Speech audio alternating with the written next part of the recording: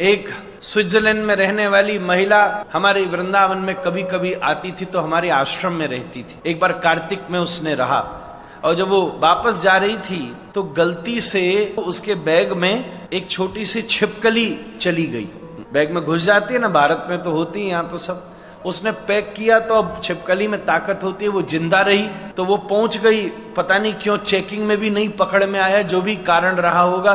जब वो अपने 10 घंटा बाद घर पहुंची ज्यूरिक में, हम जानते हैं उसको अभी भी मौजूद है, पुरानी बात नहीं है, 10 साल पुरानी बात है।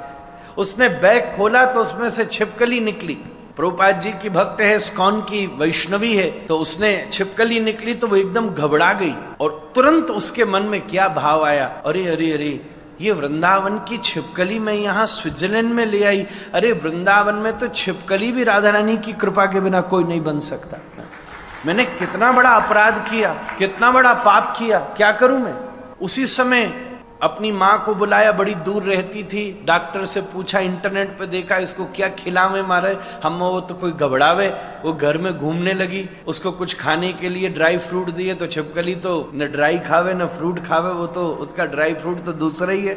अब दूसरे जीव को कैसे मारे, तो डॉक्टर ने उसको जो भी कुछ देना था वेटनरी में करके उसको अच्छे से सील किया। उसने परमिशन ली, उसी समय 5-6 घंटा ये तैयारी करके ऑनलाइन परमिशन लेके फिर से हवाई अड्डे गई। मैं जानता हूँ, साक्षी मैंने देखा है अपनी आंखों से। तुरंत टिकट ली जाए तो कितनी महंगी होती है, कम से कम 8-9 लाख रुपया की हवाई अड्डे पर दोस्तों से पैसा लेके टिकट खरीदी, 1 दिन रुकने की। वहां से आई वापस दिल्ली, आज पहुंची थी, फिर सुबह आ गई, गाड़ी लेके वृंदावन आई। हम सब लोग चौंक गए।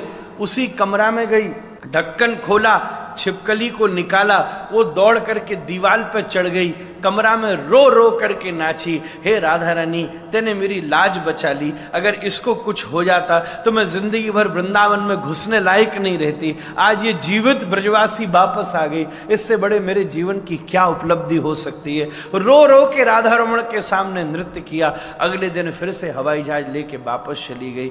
ऐसे ऐसे वो दिग्गज वैष्णव, आज बड़े बड़े भारतीय अपने आप को हिंदू कहने वालों को धोती तिलक पहनने में, तिलक करने में शर्म आती है। बड़े बड़े यूरोपियन और अमेरिकन को धोती और चुटिया पहना दी, तिलक लगा दिया, सर्दी में 4-4 बजे यमुना स्नान करा दिया। ऐसी दिव्य, ऐसी संस्था को इस कारण से ये बालक भी बार बार प्रणाम करता है।